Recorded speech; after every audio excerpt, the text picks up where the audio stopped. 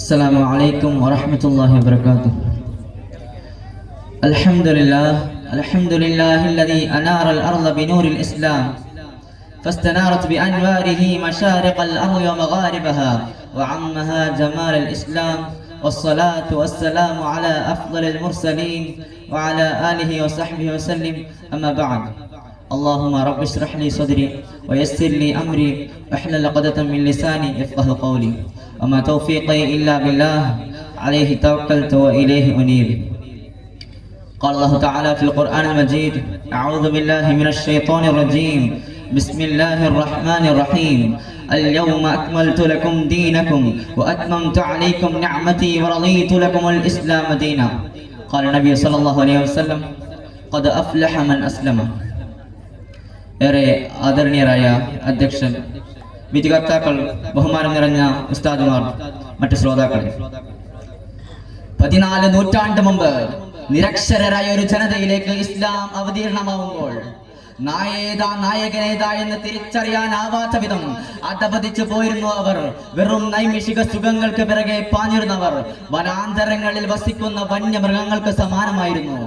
മദ്യത്തിൽ മതിമറന്ന അവരുടെ മസ്തിഷ്കത്തിന് മന്ദത ബാധിച്ചിരുന്നു. കാമം തീർക്കുന്നതിൽ കമ്പം കണ്ടെത്തിയിരുന്നവർ കന്നുകാലികളെക്കാൾ അധപതിച്ചവരായിരുന്നു. മോഷണം തൊഴിലാക്കിയ അവരുടെ അവസ്ഥ മൃഗതുല്യമായിരുന്നു. കാലാന്തരത്തിൽ അവർ കൊടുങ്കാറ്റിൽ ദിശയറിയാതെ വഴിമുട്ടിയ കപ്പലുകൾ കണക്കെ ആയിത്തീർന്നിരുന്നു. ഇരുളിൽ വഴിയറിയാതെ അടിപ്പതറിയിരുന്ന അവർക്ക് ആശ്വാസത്തിന്റെ കരങ്ങൾ നീട്ടിയത് ഇസ്ലാമാണ്.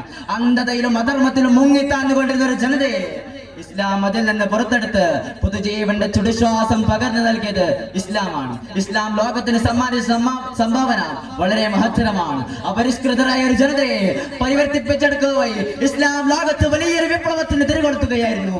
എല്ലാ നിലക്കും അധപതിച്ചു പോയിരുന്ന ഒരു ജനതയെ ഇസ്ലാം നക്ഷത്ര തുല്യരാക്കി മാറ്റുകയായിരുന്നു. പ്രാകൃതരായിരുന്ന ഒരു ജനതയ്ക്ക് അവരുടെ പ്രാഥമിക ആവശ്യ പൂർത്തീകരണം മുതൽ രാജ്യ നടത്തിപ്പിൽ വരെ കൃത്യമായൊരു കർമ്മരേഖ ഇസ്ലാം സമ്മാനിച്ചു. ചരിത്രത്തിൽ ഇരുണ്ട യുഗം, ദ ഡാർക്ക് ഏജ് എന്ന് രേഖപ്പെടുത്തിയ ഒരു കാലഘട്ടത്തെ ദ ഗോൾഡൻ ഏജ് എന്ന് വിളിപ്പിച്ച് സ്വർണ്ണലിപികളാൽ ഉല്ലേഖനം ചെയ്യപ്പെട്ട ഒരു കാലഘട്ടമായി പരിവർത്തിപ്പിച്ചെടുക്കാൻ ഇസ്ലാമിന് സാധിച്ചു. ഇസ്ലാം ഉദിക്കുന്നതിന് മുമ്പ് ലോകം അജ്ഞതയുടെയും അനീതിയുടെയും ഇരുളുകളിലായിരുന്നു. മനുഷ്യനെ മനുഷ്യൻ അടിമയാക്കി വെക്കുന്ന പ്രവണതകള്, സ്ത്രീകളെ മനുഷ്യരായി കാണാത്ത സമൂഹങ്ങള്, അന്ധവിശ്വാസങ്ങളും വിഗ്രഹാരാധന നിറഞ്ഞ ആത്മീയ ഇരുട്ടിന്റെ കാലഘട്ടം.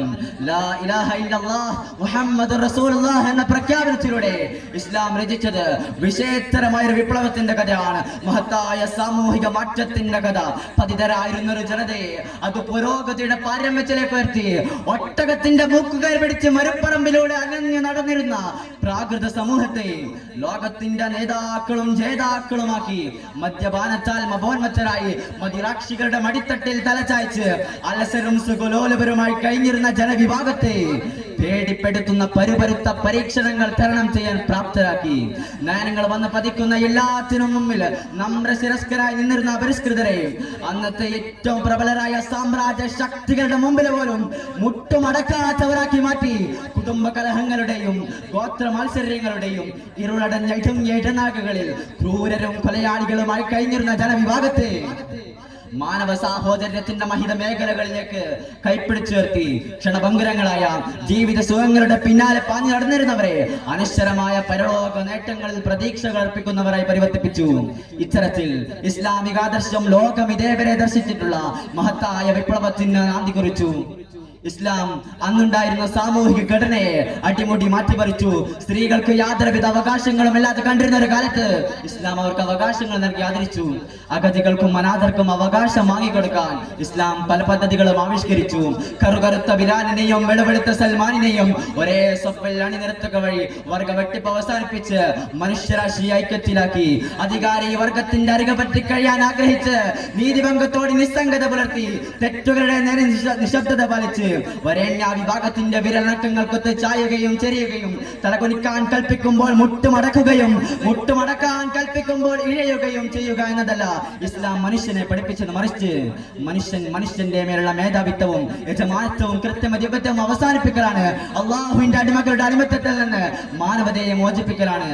അതിനാലാണ് പേർഷ്യൻ സേനാനായകനായ റുസ്തം ആക്രമണോദ്ദേശത്തെ കുറിച്ച് അന്വേഷിച്ചപ്പോൾ ജനങ്ങളെ അടിമകളുടെ അടിമത്തത്തിൽ നിന്ന് അള്ളാഹുവിന്റെ അടിമത്തത്തിലേക്കും ഐഹിക ജീവിതത്തിന്റെ ഹ്രസ്വതയിൽ നിന്ന് ഇഹപരലോകത്തിന്റെ വിശാലതയിലേക്കും നിലവിലെ മതങ്ങളുടെ അനീതിയിൽ നിന്ന് ഇസ്ലാമിന്റെ നീതിയിലേക്കും നയിക്കലാണ് എന്ന് പ്രഖ്യാപിച്ചത്.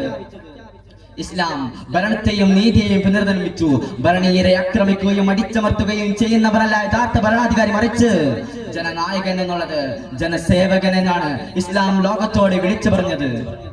ന്യായാധിപന്മാരും നേതാക്കളും ജനങ്ങളോട് പ്രതിബദ്ധത പുലർത്തുന്ന ഒരു രീതി ഇസ്ലാം ആവിഷ്കരിച്ചു. അതിലൂടെ ഭരണത്തിൽ സത്യസന്ധതയും ഉത്തരവാദിത്ത ബോധവും നിലവിൽ വന്നു. ഇസ്ലാമിന്റെ വിപ്ലവം അറേബ്യൻ മരുഭൂമിയിൽ മാത്രം ഒതുങ്ങി നിന്നില്ല. അത് വേഗം അത് ലോകമെമ്പാടും പടർന്നു പിടിച്ചു. ആഫ്രിക്ക, സ്പെയിൻ, ഇന്ത്യ, ചൈന എന്നിവിടങ്ങളിലെ ഭൂപ്രദേശങ്ങൾ മാത്രമല്ല, ജനഹൃദയങ്ങൾ കൂടി അത് കവർന്നെടുത്തിരുന്നു. ഖുർആനിന്റെ ആദ്യ വാക്കായ എന്നതിൽ നിന്ന് പ്രോത്സാഹനം ഉൾക്കൊണ്ട് മനുഷ്യൻ അന്വേഷകനായി മാറി. അതിലൂടെ ഭൗതിക ശാസ്ത്ര വിഷയങ്ങളിൽ വേറിട്ട മുന്നേറ്റം നടത്തി. ഇബ്നു ഹൈതം, ഇബ്നു സീന, ഇബ്നു ഖൽദൂം, അൽ ബിറൂനി, അൽ ഖവാരിസ്മിയെ പോലുള്ള പ്രഗൽഭ പണ്ഡിതന്മാർ ഭൗതിക ശാസ്ത്രത്തിന്റെ അടിത്തറ പുനർനിർമ്മിച്ചു. ബഗ്ദാദ്, കോർഡോവ, ഡമസ്കസ് തുടങ്ങിയ നഗരങ്ങൾ അറിവിന്റെയും സാംസ്കാരികതയുടെയും പ്രകാശ ഗോപുരങ്ങളായി മാറി.